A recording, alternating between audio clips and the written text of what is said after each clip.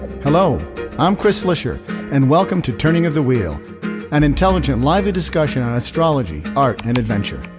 Timing is everything, and as the great wheel turns, we are best prepared when we are best informed. Join me as I explore the current planetary alignments and offer insights for coping with change. Educational, informative, enlightening, the Turning of the Wheel is a welcome pause in your daily swirl of constant change. Through intelligent discourse, inspired guests, and educational segments, I will help to enlighten your knowledge of astrology and guide you to accept change as the great wheel of life turns. Call in with your questions and speak with some of the greatest visionaries in the time-tested practice of astrology. Turning of the Wheel, Astrology, Art, and Adventure with Chris Flisher, each week on Turning of the Wheel podcast.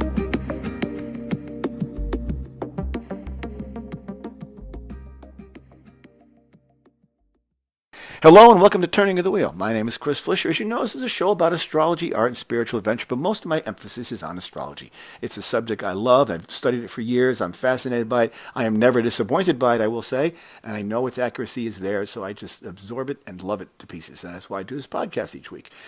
Before we get started with my guest, I want to remind you about my newsletter, which goes out every Sunday afternoon. In there, you'll find about 2 to 3 paragraphs of mundane astrology as it applies to all of us. And then I break it out into individual signs. I encourage you to read your sun sign and your rising sign. And, of course, I encourage you to get a live reading with me. Why not? And you can do that through my website, chrisflisher.com or turningofthewheel.com.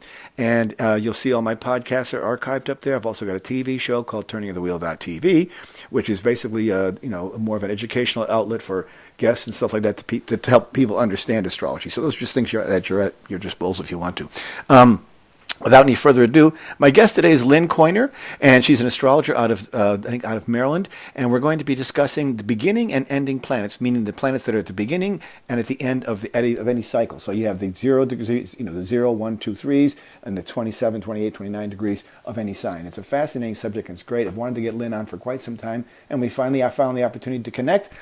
And since we're in Mercury retrograde, we're going to be able to make it through this okay. I think we will. Anyway, Lynn, welcome to the show. It's great to have you on.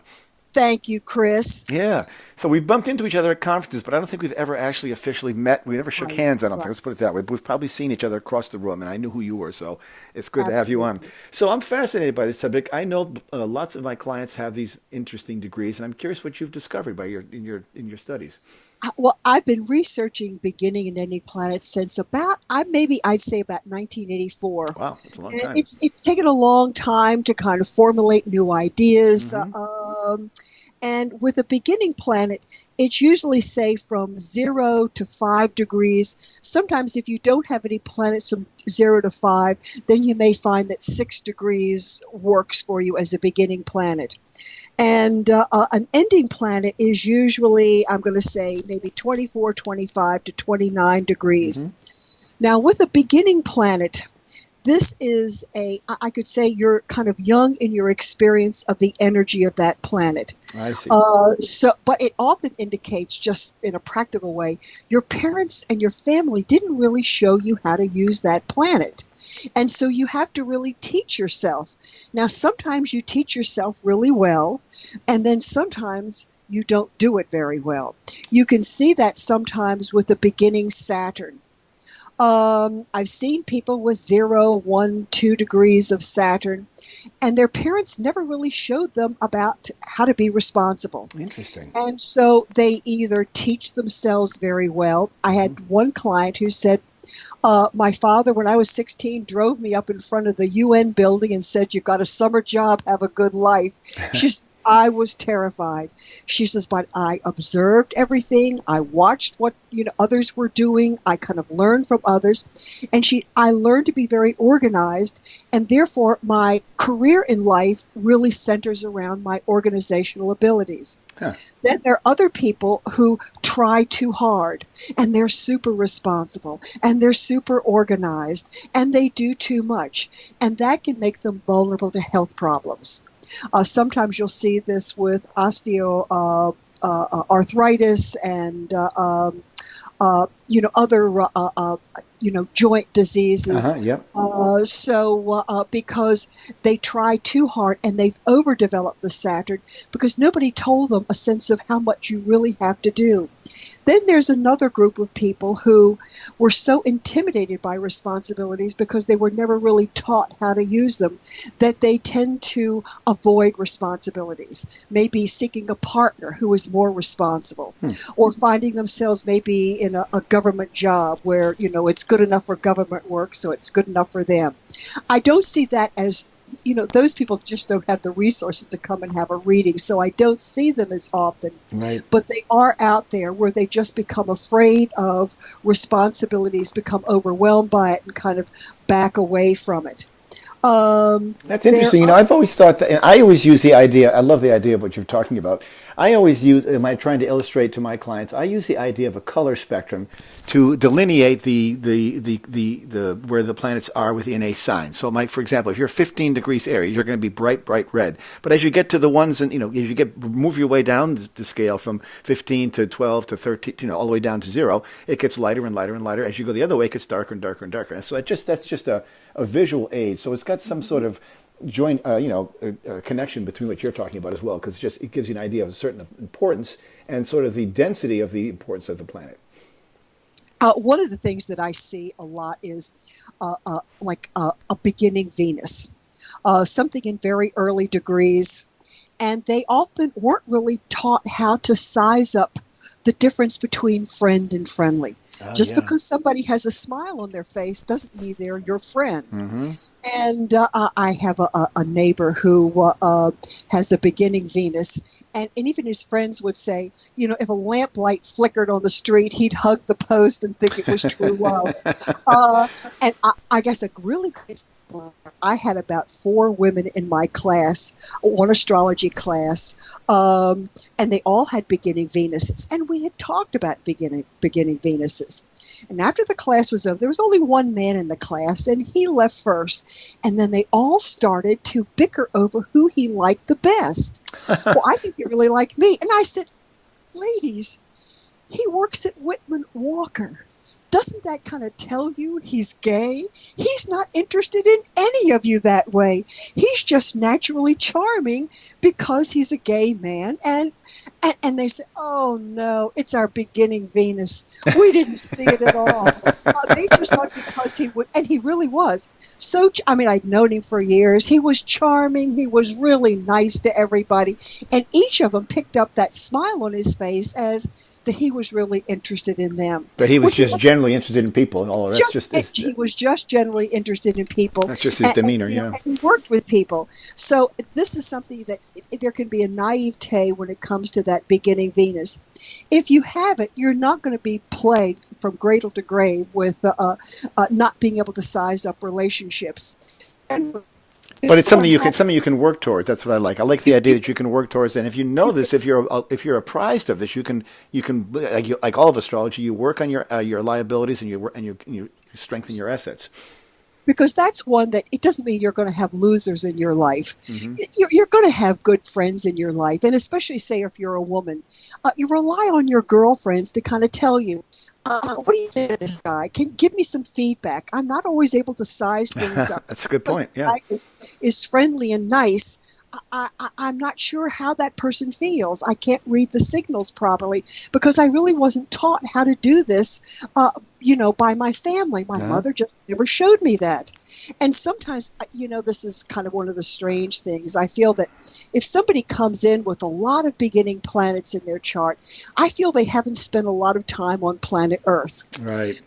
They're new to the planet. Right. Soul, or like Edgar Cayce used to say that, it's only been recently with all these technological develops that Atlanteans have started to come back to the planet. But they're often the ones that walk around with their shoes untied and kind of they haven't been here before, so they're not really connected to the planet. So people who have a lot of beginning planets may not have been here in a long time. I see. And therefore don't always know the rules of life on planet Earth. On the other side, you could look at somebody's aura and see that, oh, this is a nice person. But down here on Earth, a lot of those signals just aren't there, and you're kind of on your own to learn how to do it on planet Earth. But Venus really has sometimes a problem with this. I can see that. That makes perfect sense. So it's basically that you take the archetype, and the archetype of the planet is not really fully immersed. They're not really immersed in the qualities of it, nor do they know the attributes as much as they should. Right. Yeah. Interesting. And one of the now sometimes they're not really bad. It's not really bad. I read a lot about the beginning sun. And a beginning sun isn't bad, but what it is the person is really coming in this lifetime to develop a well-rounded personality. And they're not here to do something from cradle to grave, to be one thing from cradle to grave. Mm-hmm.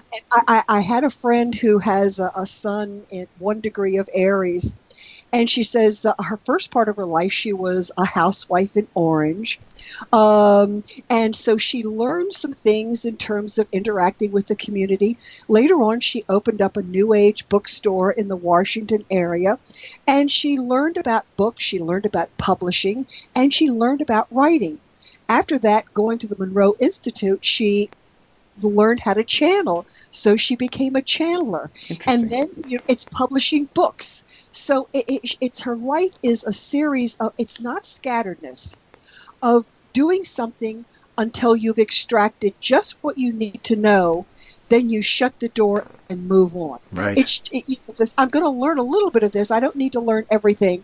And that's going to eventually develop a well-rounded personality, because I'll have a lot of different aspects of things that I've learned. So I never see this as really a bad aspect. It's just that you're not here to do something forever. You're to extract things from your experience. Just extract those experiences and knowledge or information that you need, and then you shut the door and move on. Right. So it's kind of like learning how to ride a bicycle. You come into the world and you're a little bit unsteady on the wheels if you have an early degree, and then you, as you age, and if you're apprised of that, if you're made aware of that, you can then work on it and grow into it, I think. Absolutely. Mm-hmm. Now, for example, an ending sun usually stays in something until there's nothing left to do, and that's often an ending planet. I have Venus as an ending planet. Mm-hmm. And it made even worse by the fact that it's in the sign of Cancer. I see. So I hang on to relationships until there's absolutely nothing left to do with it. I mean, my romantic relationships have been like 28-year cycles. Oh, that's funny. Saturn cycle. I don't have time for another 28-year cycle. And I stay in a relationship until there's absolutely nothing left that I can possibly do. So you don't see it as an opportunity to sort of grow with the relationship? I think the relationship in itself takes on a life of its own. So you actually become, it's like the idea of working with midpoints. You become something of a composite of a relationship.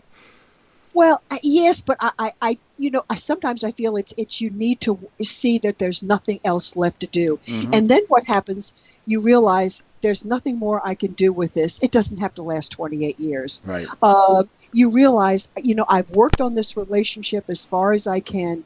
There's nothing left to do. And then you shut the door, you move forward, and you don't look back.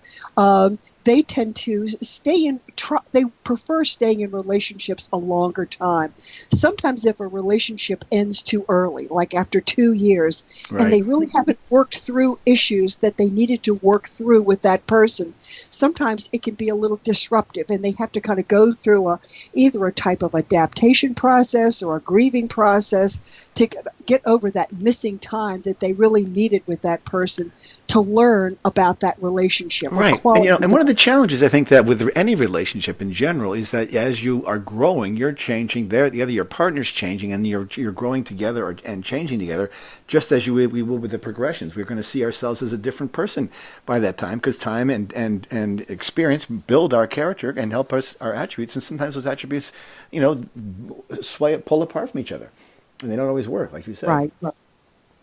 Now, with the ending planets, these are qualities that may get overdeveloped. And sometimes... Interesting. So ending planets are overdeveloped. So say a late Mars, and it would be somebody who's overly aggressive, perhaps? No. Maybe that wasn't the best way of saying it. Okay. In some of these qualities, they are overly developed. And it's also how you take things until there's nothing left to do, and then you disengage and move on. I'll give an example of, one of the things is Mercury in ending degrees. Mm-hmm. And I was talking with someone this weekend at a workshop who had Mercury at, I think, 27 degrees. And I said, what you do is you haven't given yourself permission to use your intuition. I see. Where a beginning Mercury kind of, instead of really honing that intuition, will kind of jump to conclusion and misread things because they jump to conclusions without the facts, when really they're supposed to hone intuition to guide them through knowledge and information. But in ending Mercury, what they'll do, instead of just going with their intuition, they'll organize something. They'll make all these plans at the last minute, pitch it out, and then go with their intuition. It's like they have to go through this ritual. I had a friend who would always organize a trip, plan everything, all these details, and in the end, he would throw that out and go someplace totally different. Or organize a manual. So they're writing something. They have all this outline. All of a sudden, at the end, they'll throw it out and go with their intuition. Eventually, they need to go with their intuition. Well, the intuition they should always guide them to the right way. The intuition would always guide you right, I would think, if you could follow your gut. You need to know that you have intuition and that it works for you. I see. Yeah, I see. Okay. Some people have to learn with beginning Mercuries, be able to discern fact from fiction, and use intuition in use intuition in a positive way, where sometimes they can be very gullible. I know I was this guy. He came to my picnic and. Anybody who said they were a guru, he would believe it and go off with them. Oh, and yeah. Some guy at my New Age picnic who said, oh, I'm a guru, I teach all this stuff. We all knew he was crazy. But this one man with the beginning Mercury in Sagittarius, oh my God, I want to study with you. And off he went. So he didn't know how to, he would believe other people what they said rather than listen to his, I guess, gut reaction. Yeah, no discernment, not enough discernment. Right. Yeah, not enough discernment. That's it, exactly. Yeah. Mm-hmm. And then and very easily taken, very easily convinced. I know people who are like that. I mean, if you find something that's too good to be true, generally it is too good to be true. I know. And people don't always know that, but they want. It's almost as if they want to believe because they're looking for an answer, so they're more susceptible. Now, one of the things with beginning and ending planets tell you how you start a new cycle. Mm-hmm. Ending planets show you how to end a cycle. Let me use Neptune as an example. When you have Neptune in very early degrees, it indicates that when you start a new cycle, you often feel like God has put a brown paper bag over your head. And when you feel that way, like, I'm kind of confused, I'm floating, I don't really know where I'm going. And that's so that you won't put up a fuss and not go in the right direction.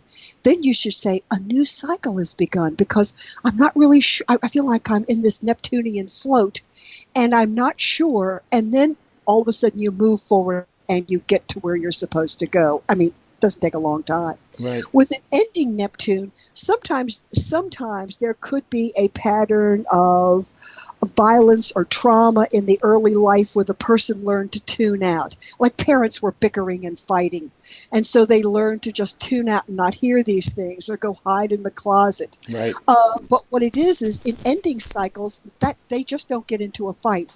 They tune out. It was like Mark Twain, he said that if you find it takes 2 years to answer a letter, you really don't have to answer it after all. Yes, and I know I knew someone who had Neptune at 29 Virgo, and he did come up in a family where there was a lot of fighting and bickering, and he would just hide. He'd run away because the Neptune would force him to drive, to run. And what it is when he would end something, he would just disappear. And he told me that he was with this woman a long time, and all of a sudden she started pressuring him to get married. Uh-huh. And I just stopped calling her. And I said, you just stop calling her? And he says, yes, I really escaped that one. And so he just tuned out. He didn't tell her, I don't want to get married. He just stopped calling her, and that kind of ended the relationship. Yeah. They don't those battles or confrontations to end things. Well, they're delusional in that regard. They're not seeing the reality clearly enough. That's probably the biggest takeaway, right? I mean, that's clearly what a Neptunian influence would do. I think it would give you the false sense of reality, as we're seeing right today with Neptune in Pisces. I mean, everybody's wallowing in this idea of fake news, and it seems to be the buzzword of the day. But it is classic Neptunian kind of vernacular. I mean, it's just right on the money for that. Now, one of the interesting things, when I do research different topics, I also take into considering are there any beginning and ending planets. And I did a lecture, and this lecture is I've retired it. So now it's on my website, lynnkoiner.com. Lynnkoiner.com, yeah. Yes. And it's on the psychological and astrological signatures of radicalized youth. That is young people who go and join ISIS. Uh-huh.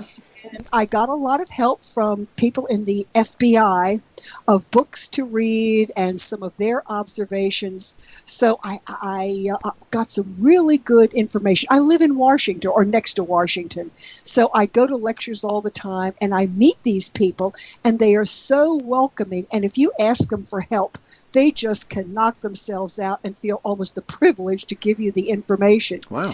One of the things, another aspect of ending planets is that it's not just overdeveloped, but they can go to extremes on things.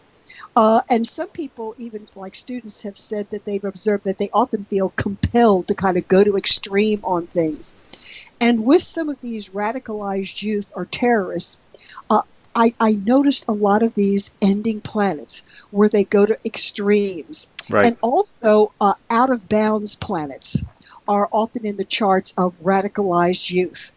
That's planets that go above the sun's path, right, or below the sun's path. It goes out of the bounds of the sun's realm. The declination, right? Yeah. Mm-hmm. Yes, and so these people can be brilliant and go outside the box, and many creative people have out of bounds planets, but also kind of crazy people have. Right. Yeah. Well, there's that wide array. And of course, being young and impulsive as a child, somebody trying to running off to join a group, there's a lot of romance in that for some reason. They're just too naive to the spoils of war and what it's like. They just go charging off. I mean, people in the Civil War couldn't wait to get on the battlefield.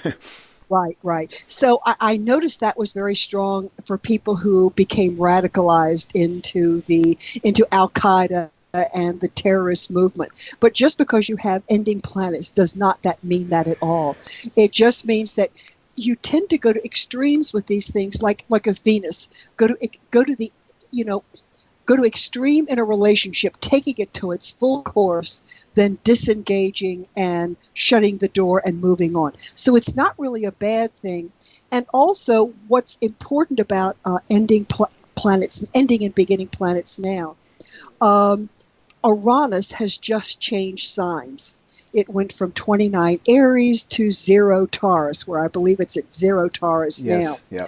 Now, I have Venus at 29 Cancer. It's in my 11th house. And one of the things now, I'm very strongly group-oriented. I'm the president or the vice president of so many groups, even the Slovenian Union of America, the Maryland chapter, and I'm not even Slovenian. So I'm really attracted to groups. I guess so. I join organizations, and I'm just everywhere because I love being part of groups. I was an only child growing up, and so when I join a group, I fit in and belong. I have a natural social circle. And one of the things that another aspect of the 11th house is it rules death in the family circle. And it has always worked that way with me. Because it is the 8th from the 4th. It was Gil Navarro, a horary astrologer here in Maryland, who always said the 11th house was death in the family circle. So sometimes if there's an aspect between, say, the 8th and the 11th, I used to think, maybe there's something going to happen to a friend. And it wouldn't be. It would be to a family member. And with this Uranus, its last hit of a square to my Venus at 29 degrees, and then we had that eclipse at 0 Leo just next to it. My father died on January 19th. My aunt died on January 19th. Another important person, Tony Mendez, who was featured in that movie Argo, who's kind of a local here, they all passed away at the same time. I was in Switzerland. I was shocked. I had to come back. Now I'm really starting a new cycle because Uranus is trining my ascendant. It did so last summer, and now it's going to be trining my ascendant in early degrees of Virgo. So it was kind of an ending cycle. For me, the death of my father, I don't have family. I have cats. I don't have family. Well, it's going to happen to all of us eventually. I mean, it's going to happen to all of us, but it was something that it's like a whole way of life has ended. It's interesting. I have a situation very similar to that. I've got Mercury and Jupiter conjunct in my 8th, trining my Pluto in my 11th, and I have had the same situation. I've lost my wife. I lost my mother, my father. And this is all within the same sort of circle that you're mentioning. Yeah. So it has been an ending cycle for a lot of people. And a beginning cycle, well, planets in early degrees show how you will start to begin things. In this case, the only thing that Uranus is doing is making a trine to my sun. That's about 6 degrees. And so it is really creating a new persona for me because not only being an astrologer, I have a 1-acre farm in the city, in downtown Silver Spring, and it has gotten a lot of recognition internationally, as well as nationally and locally as an example of urban farms. I see. So that's fairly rare. Is it right? You're right in the center of town. So is it perceived to be? I've got three blocks of the City Place Mall, so now with my father gone, he's no longer running the farm, and now we have a group of volunteers who formed a nonprofit who are now coming and taking over the running of the farm. So it'll be a community garden then. No, No community garden. Only the CKC Farming will farm the land, and they will get the money from it. So it's not anybody from the community can come in and have a little plot. Okay. Farm will continue as it is, but there's going to be a group of, let's just say 10 people. They're the ones who work the farm and will get the money from the sale of the vegetables. Do you have an agricultural sort of, license? Not an agricultural license, but an agricultural sort of, permit or whatever that you would call, I guess, is, considering you are a farmland in the middle of a city. You don't need a permit. Oh, you don't? Okay. Anybody can farm. What it is I have the local politicians created an urban farm tax credit, so it reduced my taxes by 80%. That's a nice bonus. That's what I was wondering. Yeah, you got to get some bonus for that. This summer, the Maryland Environmental Trust will take over 4 of the 5 lots, so they can never be developed. Wow, you can't really sell it because it can only be farmed. Even the county can't run a road or put sidewalks on it. You've got public domain. You've got conservation land on it. Yeah. And so what it is in some ways, this is kind of a new direction for me because now I'm kind of the head of the family that kind of helps these people. But I also feel there may be a new direction for me in terms of astrology. The transiting Uranus is going through my 9th house. And so I've got all these radio programs I'm doing and workshops and lectures, just all kind of clustered together that started, last summer when Uranus was in Taurus and now coming to fruition now that now it's finally gone direct. Yeah, that's a fascinating uncovering. And this might be the right time for you to get that book written we were talking about earlier. It might be the time to do that. We are talking today with Lynn Koiner. She's an astrologer out of Maryland, and we're talking about beginning and ending planets. If you have planets that are in the early degrees of a sign, from say 0 to 5, or 24 to 29 degrees of a sign, they have a significant different sort of character to them, and they may portend a different personality trait. We're going to take a quick break, and we'll be back in about 2.5 minutes. And if you want to go to Lynn Koiner's website, it's LYNNKOINER.com, lynnkoiner.com. And she'll be speaking this weekend, I believe, or is it the weekend after? At the yes, I think it's April 6th, which is April a Saturday. 6th. Yeah, it's in April Boston. 6th at Boston at the NCGR. Those of you who are listening to me locally can pick it up there. Otherwise, you can just go to her website and see that. So we'll be back in about 2.5 minutes. Hang in there. Check out her website in the meantime, and we'll be right back. What is your destiny? Where are you going? What is your real purpose? Do you know? Do you want to know? Of course you do. It's your duty to yourself. We are all here for a reason, and we all have great potential. Discover all of this and more with a professional astrology reading. My name is Chris Flisher, and I can help you. Discover your strengths and work on your weaknesses, and live your life to its fullest capacity. Based on your birthday, birthplace, and birth time, an authentic astrology reading will allow you to live your life to the fullest and reveal your true purpose. Only real astrology can give you real information. It is your destiny, and it is your path. Write me at chris@chrisflisher.com and book a reading today, or call me at 978-393-1036. That's 978-393-1036. www.chrisflisher.com.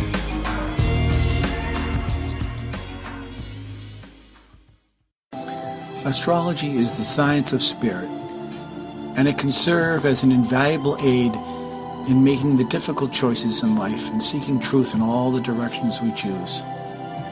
It holds the potential to allow each of us to evolve to our highest potential. It is the logic of the universe, the code of existence, and the pathway to true wisdom. It is our duty to draw from it the instructions for our lives and to live them to our fullest potential. As the great wheel turns, we are best prepared when we are best informed. As the world shrinks and our barriers come down, diverse cultures are striving for harmony, balance, and peace. To ease the transition, we need to expand with color, light, and tolerance. Now, you can become a global citizen and embrace the color and clear spirit with the divine artwork of the mandala.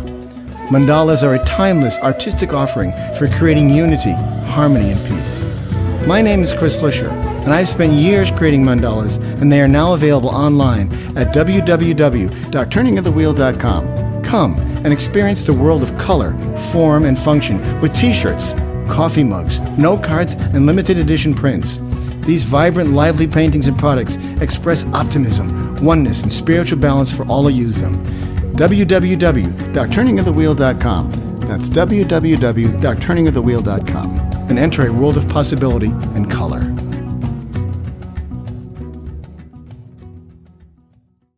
Okay, welcome back to Turning of the Wheel. My name is Chris Flisher, and my guest today is Lynn Koiner. Her website is lynnkoiner.com, lynnkoiner.com. She's an astrologer and does a lot of the circuits, of the astrology circuits, so to speak. She'll be speaking in Boston on April 6th at the Boston local chapter of the NCGR. And we're talking today about ending and beginning planets. And beginning planets are those who are in your charts. If you have your charts, you can find them. They are from 0 to 5 degrees roughly, maybe a little bit further if you have to go, and then from 24 to 29 on the other end of the spectrum. They're sort of the planets that are on the fringe of a sign, which begs the question, what do the middle signs have to say? What do the planets in the middle of a sign have to portend? Then they just operate in a normal way. In a normal way, that's what I thought, yeah. One of the problems sometimes, if you don't have beginning or ending planets, then sometimes in terms of starting a new cycle, there's not a clear sense of something new has begun until, say, a transiting planet gets up to your planet maybe at 10 degrees. And if you don't have an ending planet, there's no strong sense of having something come to an end. Because when something hits your planet at 29 degrees, something clearly ends in your life and you're well aware of it. But when you don't have a beginning or ending planet, there's no clear sense of a new cycle has begun or a new cycle has ended. So I really like to have those in a chart because you have a clearer sense. If you understand the nature of that planet, you have a clearer sense of what is going to be taking place in your life, what the new cycle is going to be about. Well, let's just take, for example, a beginning moon. Yeah. When you have moon in very early degrees, it's a time that when you start a new cycle, you need time to adjust, to kind of get a feel for things. Mm-hmm. And what it is, you need to allow yourself to do this. Don't just kind of push yourself to get started and jump into something new. You need time to adjust and get a sense of things. I know I had one friend who had the moon in Aquarius at 1 degree. And she says, whenever I join a new group, she says, I don't really know if I'm going to fit in. So I kind of sit at the back and kind of get a sense. Aquarius has a kind of an electrical quality to it. Right. So we can kind of pick up certain types of vibrations. And she says, if it's a fit, then I'll move to the front. If it's not, then I'm out the door. And so the moon, like moon in Taurus, as a beginning moon, would need time to kind of set up routines. I start a new job, I kind of need to set up routines, get my desk in order. That would be also true of the moon in beginning Virgo. Right. But kind of set up some routines for myself, and then I'll get my be very methodical and slow, almost steadfast. And it's only just until you get comfortable in the situation. Once you get comfortable, you don't have to do all those routines. But when you start new things, you have to go to a certain ritual having to do with well, it's a habitual ritual. It's sort of something that makes you feel comfortable in that new territory. Now, one of the things, if the moon is in Taurus and it's an ending moon, it's kind of, if you're going to have the moon in Taurus, it might be good to have an ending moon, because the moon in Taurus may stay into things just out of security and not let go. I'm going to give a sidebar about moon in Taurus women. They tend to be able to feed anybody. Moon in Taurus, there's throw another potato in the pot. There's always room. And I have a friend with the moon in Taurus, and there have been children who've been kind of abandoned. Well, you could come on and live with me. And she has, she has a couple of natural children, and then about 3 that just were kind of cast off children that she brought into her home, took care of them, and are doing extremely well. Wow. So I'll just kind of add that about the moon. What a beautiful act of generosity. Yeah, no, that's a very generous and a very earthbound kind. I would also say the same thing probably of a Cancer moon, sort of being a harbor for nurturing. Absolutely. And what it is, say, if it's an ending moon in Taurus, it allows them to go to a certain point, and all of a sudden, before they have a meltdown or reach that point of critical mass, they will shut the door, move on, and let go. Taurus has a hard time letting go. They're very slow, yeah. Mm-hmm. Ending moons will reach that point of critical mass just before the bomb goes off. They'll shut the door and move on. There's something else interesting about an ending moon in general. These people tend to be very good in crises, but it only occurs when things get to a crisis point. They may get upset and hysterical in their day-to-day life and in relationship issues, but just before things get really bad, all of a sudden they become calm. Yeah. It's before the bomb goes off, before the meltdown, all of a sudden they will disengage. You have to think of an ending planet as disengaging and become very calm. So they do very well in like ER room situations. Like a triage situation, yeah, like a restaurant perhaps, or a triage or emergency room, yeah. Go ahead. What have you found about the transiting planets entering into late degrees or early degrees? They don't have the same sort of impact, or is it's obviously a much different sort of situation because it's more mundane? Planets, when planets are at 0 degrees, and if you think of in progressions, right, when a planet progresses into 0 degrees, often you have a sense that something has changed, but you don't know exactly what it is. And it's really not until it hits 1 degree that all of a sudden you really have a clear sense of this is a new change, and it becomes more clear as time goes on. Then, yeah. So even with Uranus at 0 degrees at this time, people have a sense that things. I was just talking to someone today who has a position in her chart at 0 Taurus, and she said, "I have a strong sense that everything is changing. That I'm going to move, but I don't know where it's going to be. It just hasn't happened yet. It's no clear message of this." Well, she's got the theme going on. She understands that move is going to be involved. Yeah. The theme is going on because Uranus comes from her 4th house. Right. And when it's an ending planet, it really is. Okay, when people come to me and want to know, well, should I stay in this job? If there's an aspect to an ending planet, things are at ending degrees by progression or transit, I say, don't try to work things out. You're in an ending cycle. Shut the door. Don't look back and run away. So let me also say something about beginning planets. Sometimes you may see, if you have a beginning planet and there's a bad aspect to it. And you may think, if you don't know this is a begin, or don't consider that it's a beginning planet, that, this is going to be a bad aspect. But it isn't. It just means you're going to have some big adjustments in starting that new cycle. But it does not mean that it's bad. For example, I have Jupiter at 1 degree of Libra. And when Pluto was squaring that, you would think that would be really bad for finances. My Jupiter's in the second house of finances. That would be really bad for finances. It wasn't. It was really a great year. Mm-hmm. But, sometimes if you inherit a certain amount of money, all of a sudden you have all kinds of tax things to deal with. That's it became true. very complicated. Mm-hmm. Also, I started to teach for the International Academy of Astrology, and I had to organize all of my knowledge on medical subjects. I had to learn new technology. I had to get a laptop computer, but fortunately, I just hired people to come in and set that computer up, get all that software down so I'll know what to do. And so it was extremely stressful. Right. However, I knew that if I learned how to use this technology, if I organized everything I knew about medical astrology, it was going to be the best thing that ever happened to me. And that's absolutely true. So just because it's a beginning cycle based on bad aspects, it doesn't mean that it's bad. Right, of course not. And I would even go so far as to say that any challenge that you find within any chart, regardless, we've all got them in our charts. We've all got the squares. We've all got trines.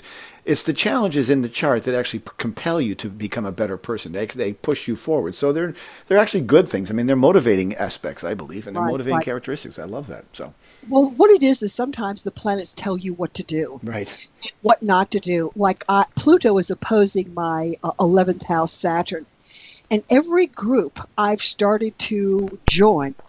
I mean, there's all these power plays going on and all these control issues. And I said, that's it. I'm backing out. I'm not going to get involved in helping these people. And I have another friend who has the same Pluto aspects. And I said, one group we're interested in, we're just going to become part of the audience. We're going to sit there. We're not going to bring refreshments. We're not going to do mailing lists. We're just going to sit there and enjoy the lectures, disengage, not get involved. Because right now, going through Pluto, everything you get involved in is going to seem to be complicated. And so it's important to kind of simplify your life, disengage, and just don't get intensely involved in something new when you're going through a Pluto aspect. Even in one of my groups, someone developed dementia, and it became really problem, and I really had to kind of dissolve the group. There weren't that many people in it. It was becoming a problem because the person didn't want to recognize what was going on and was causing problems in the group. I said, let's kind of let this go until I get through my Pluto transit. Then we'll come back together and reform the group. Right. So a lot of things go on, and the planets always tell you how to handle the situation so that it turns out to, I say, appease the planet. No, So I think that makes perfect sense. I can understand that. I think the idea of especially with Pluto involved, I think you've got to deal. You can't walk away from that. Let's see. Is there any other planet you wanted to ask? Well, no, I was just curious. I mean, I think it's an interesting subject. I think it was just trying to get the conversation going. The idea of the beginning and ending. I mean, it makes sense to me that even if you think about anybody starting on any journey, whether it be going to school for the first time, you're going to have a sense of newness to it. Do you think that people who have early planets experience more of that newness quality, or is it just sort of limited to a characteristic of their personality? I mean, would they have more incidences of being placed in new situations? Granted, we all face new situations. We get new relationships, new jobs, new houses, new cars, new babies even. Those are all new things. But doesn't mean I wouldn't think that everybody who has an early planet is going to experience that in itself all the time. I think it would just be... No, you won't. You'll really see it more when the outer planets aspect. Right. You got a trigger. Exactly, yeah. And so it has to be triggered. Mm-hmm. But all of us, most people do have some type of beginning planet in our chart, and it'll just show how we start new cycles. And you have to, like even with the beginning Mercury, instead of just jumping to conclusions. Collect facts. Get the information before you start something new. Make sure you are reinforced with the knowledge and information by which you can make the right decisions and choices about the new situation. Right. So that's sort of natural for a Mercury person to have that would be to gather facts. It's all about researching and gathering facts, and then at the end of the Mercury, a late Mercury would be sort of the conclusion of that. The finishing up of the book, the publishing of the report, or whatever. Right. Absolutely. So when you see things, because I remember years ago, my progressed moon was in the third house. I have an ending Mars. Now it's at 2455, but it fits ending Mars. It's really so close to that 25 degrees. And I remember it was like all of a sudden, the last minute, I was writing a chapter for a Noel book. And it was during that period I got it finished, got it all typed up, and sent it into Noel, who edited it for me and sent it off to the publisher. So that, it was able to draw that to a conclusion. I really wasn't able to really finish it up before then, but when it hit that ending Mars in Gemini in the 10th house. And what triggered that? What was the trigger for that? A progressed moon in the third house. Progressed moon in the third house. In Libra, trining my natal Mars in late degrees in the 10th house. Mars was in Gemini. Yeah. And Gemini, I'm really good at articles. Not really good at books, but writing articles, and doing research, I really enjoy that. Yeah, that's a natural thing for who you are as an individual. And I think that, the idea of just extending that, what you really need to do is just pick a bigger topic that allows you to extend that a period of time. An article can be 10 pages long. It can be 300 pages long if you think about it. If it's only your definition that's calling it an article, you could actually write a book for that matter. Now, I know there was one of my former students who's an astrologer in Sweden. He always makes these observations and sends them to me. And he says, I really notice when the progressed midheaven gets that 29 degrees, the people feel that they're living under the threat of the company downsizing that they're losing their jobs, so that they really have a clear sense that something is ending in terms of their career. And there's an astrologer I really respect, Michelle Adler. She talked about Michael Crichton when a lot of his progressed planets got that at that 29 degrees. All of a sudden, it was a culmination, and he had the first movie, Jurassic Park. I remember that. Yeah, and I think Disclosure and TV programs came on and connected with him. It was like he drew it to conclusion. He wrote it, and then all of a sudden, it was shot out of the cannon. Yeah, it's interesting. Now it's interesting.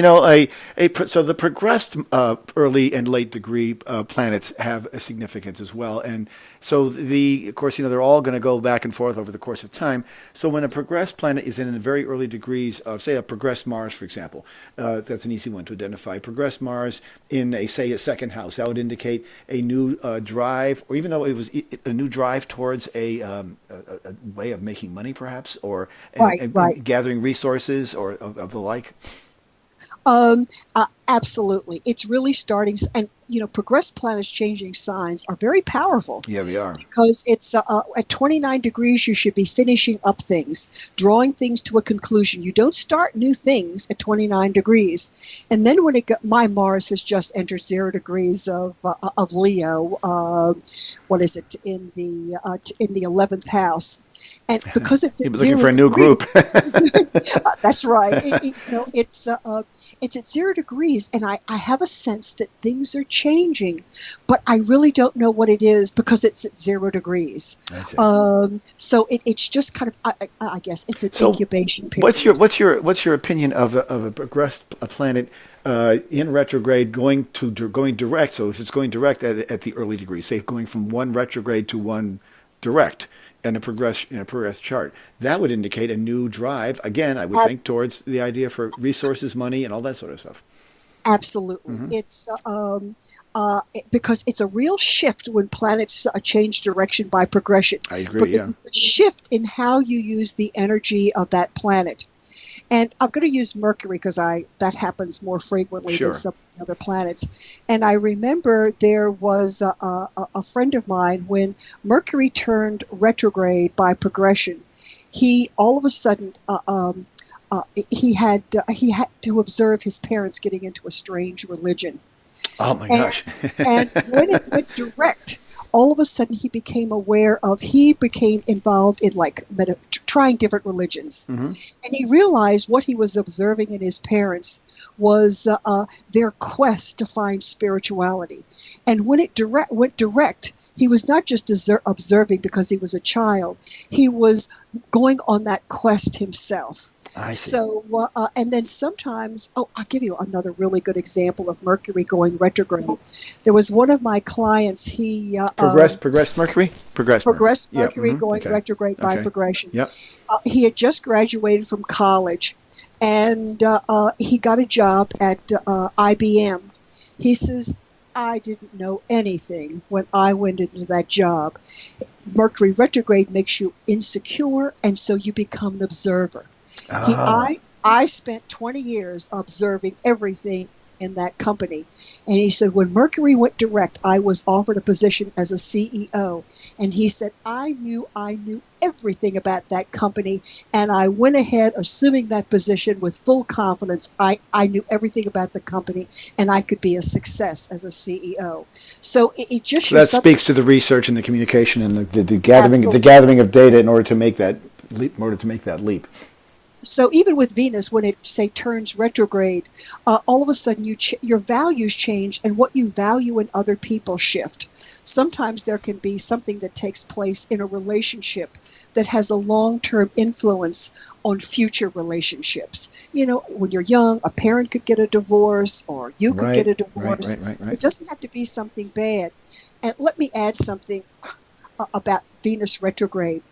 Venus or regular? No, Venus? Just Venus retrograde in the natal chart. Okay. So glad you asked that. When the Berlin Wall came down, I started traveling to Europe, and then traveling to Europe at least once a year. And I would go to concentration camps at a time when nobody went. Now Auschwitz is, it's like going to Atlantic City. Yeah. There was nobody there, and so I was able to collect. The Germans did a lot of collecting birth and death dates for people, and then I started. We have the U.S. Holocaust Museum Memorial in Washington, Museum, in Washington, and so I was able to collect at least birth dates of rescuers, and I found that right now there's only one rescuer who does not have Venus retrograde or Venus turning retrograde within 2 years after they were born. And how big is your body of people? I'm not going to say it's that many. It might be about 30. Okay. I mean, how many rescuers can you come in contact with? I know, I understand. So it isn't over the 30 mark. And I collect biographies at the Holocaust Museum. I have a certain membership that allows me to get research help. Because I know there was this story about Lena who got these Jewish children out of Poland and to Israel. Took her 5 years. She has Venus retrograde. It's just almost they're able to sacrifice themselves. They don't always feel that they're valuable, so they're willing to sacrifice themselves for other people. There are other interpretations of Venus retrograde, but that's one of them. Interesting. Yeah, I mean, I think that the type of people you're looking at are interesting because they live through very caustic times, very difficult times, and as a result, you can see the influence of that astrological imprint, that signature that's there for those people at that time. It makes it much more, especially given the severity of that. And I've been to Europe myself. I've been to the concentration camps, and it is a very disturbing place to go to. There's no question about it. And to see these people who were rescuers. So this is sort of like the people like Schindler who got people out of. I believe he was one who has Venus retrograde. Yeah. Brought that up. He has Venus retrograde, and he has cardinal afflictions, strong cardinal aspects in his chart. So he was great. Cardinals are good in a crisis. Yeah, they typically step in. They're action oriented, so they will find the avenue of what to do. Whenever something comes along, they just jump into this immediate mode of repair almost. Now, sometimes if they're a lot of them are in Cancer, Libra, they can become indecisive in a crisis. Right. But you have your Aries and Capricorn. Boy, by God, there's a crisis. Get me ready. They bolt out the door and take charge, grab the bull by the horns. So they're much more confident in dealing with crisis situations than, I have the Libra Cancer signs in my chart. And it's very stressful. when I'm drawn to crises, it's very stressful for me. Well, I mean, it is for a lot of people. I think we have no choice really, and sometimes we just have to face these things. When you're told somebody's dying or something has happened, you really have no choice but to step into it. That's the challenge of it all. That's the challenge of life, and we just got to step into it. So is there anything else? Or any other? No. This is very interesting. I just wanted to keep going with the subject. Where I think it's an interesting subject simply because of the fact that I had never really given much thought to the beginning or ending planets in that regard. As I said, I think of a sign as like in terms of visual, the idea of using color to delineate. Right. Which helps people get a visual that idea. Would really work because it is. If I say, well, I shouldn't say it's weaker. But it's weak to the person when they start out in life, when it's in the early degrees. Mm-hmm. But just because somebody has, say, a beginning Saturn doesn't mean they're not going to be successful. No, I think it means that they're going to be successful. They're just going to be a little bit cautious. I think they move very slowly. They're going to have to work hard because an example of that is that Christopher Steele, who wrote the Steele dossier. Oh yeah, right, yeah. He's got a beginning Saturn. I think it's retrograde in the sign of Pisces. Oh gosh, that doesn't sound very good. Mm-hmm. But he was obviously he taught himself well how to be organized and did all the research for that Steele dossier. And he did work for I think he worked for MI6, so he's definitely into the business. I mean, he's somebody who's he's a researcher and sort of a law enforcement person or whatever. I mean, MI6 is the equivalent of the FBI in the United States. It's England's. But the concept here of the idea of these beginning and endings, because anything close to the cusp of any sign, when you're born on the cusp or in that area there's going to be some overlap of attributes. I've always thought. I think that it's a point in time where you're getting a sort of a blending of the trailings of the sign from before and the beginnings of the sign to come. So I think those are very interesting as well. They sort of share a sort of a similar kind of quality. The cusp babies versus the beginning and the middle, beginning and ending babies rather. I'm so hooked into beginning and ending planets. I really jump into that rather than find out if there's some residue, because you may be able to think like at a beginning, like at 0 degrees, there may be some comfort in the preceding sign in order to get you started into the new sign. Right. But I'm more inclined to just jump in and see it as a beginning or ending planet. Mm-hmm. But that doesn't mean that other ways of looking at it aren't valid. Of course not. Yeah, of course. I can see the rationale at looking at the overlay, especially with a planet at early degrees, that they are coming at, like, say, in very early degrees, you're insecure in that new sign, so you may kind of rely on the preceding sign to kind of get you going, get the ball. Right. There's a lingering, I think residue is the right word, even though it doesn't sound quite right, but it is a sort of a lingering aspect, or lingering attribute is a better word, of what that was before. Like, I have a client who was born April 19th, and this client has, they're very much of an Aries. Yes, there's no question about it. They've got a certain Aries quality to them, but there's a certain steadfast slowness to them because they're right in the cusp of that Taurus, and you can see that in them, and it's very obvious. Yeah, it's fascinating. But the idea of the endings and the beginnings are interesting. I think the difference. Now, what about people who have, say, early beginning planets and late planets in the same chart based on wherever they were born? So you've got an early moon and a late Mercury or something like that, or it really indicates when cycles change, it really, you see kind of a rapid fire ending of one thing and going into another. Okay, so when they're triggered by transiting planets. The ending planet will hit, and then the beginning planet will start the new cycle. I see. Even for me, having the Venus at late, I have both beginning and ending planets. I have Venus at 29 degrees. My sun is a bit early, but Jupiter is at 1 degree. Wow. I have a number of beginning planets. So it's just, I could see that abrupt ending, and Jupiter's in my second house. And so the new beginning cycle really ties in with finances. So when you say abrupt endings, is that a theme you've seen throughout your life? I mean, people obviously come and go in our lives, and we do lose jobs. I mean, has this happened to you more than most? Have you seen that to be the case? No, I wouldn't say that. It's only really when that ending planet is hit. Mm-hmm. And then it will hit one planet, and then it will trigger the beginning planet to start something new. And what are the typical triggers? I mean, would it be the moon, or would it be Mars? I would think it would be a great trigger. Mercury, or all the fast-moving inner planets would be triggers, right?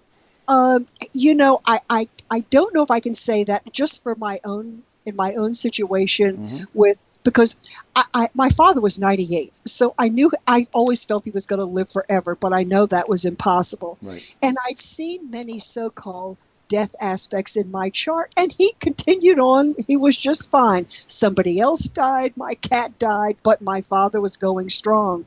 And so that last hit of Uranus squaring my Venus, I just didn't pay attention to it. And the trigger was that lunation at 0 Leo in January that triggered his passing. And not just his, but my aunt as well, his sister-in-law.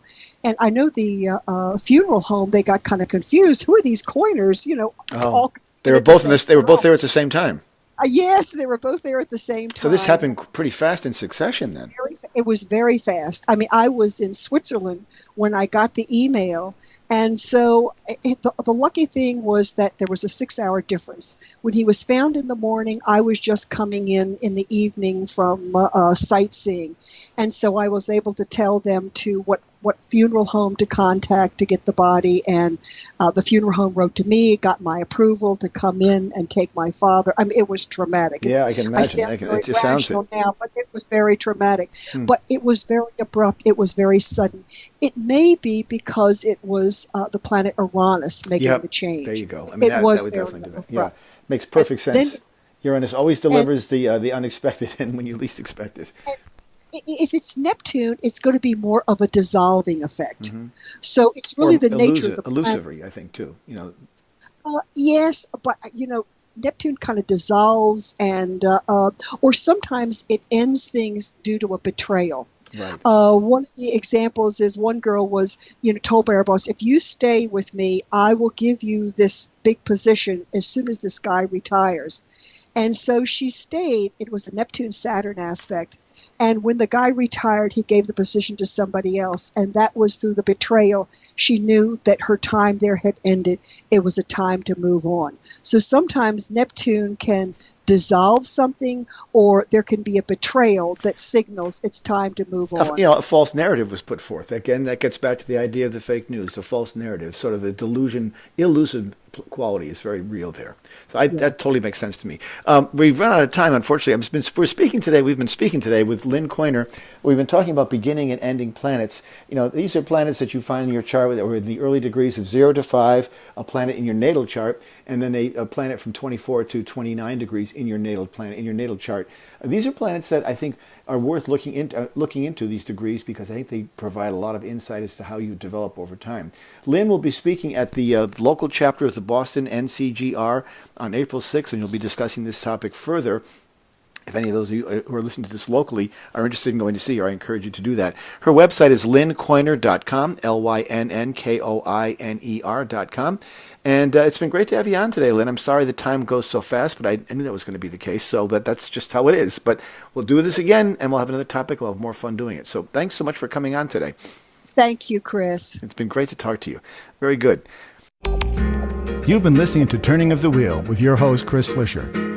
To schedule a reading with me or to order artwork, you may visit my website at www.turningofthewheel.com. That's www.turningofthewheel.com. Or you can call me at 978-393-1036. Thank you.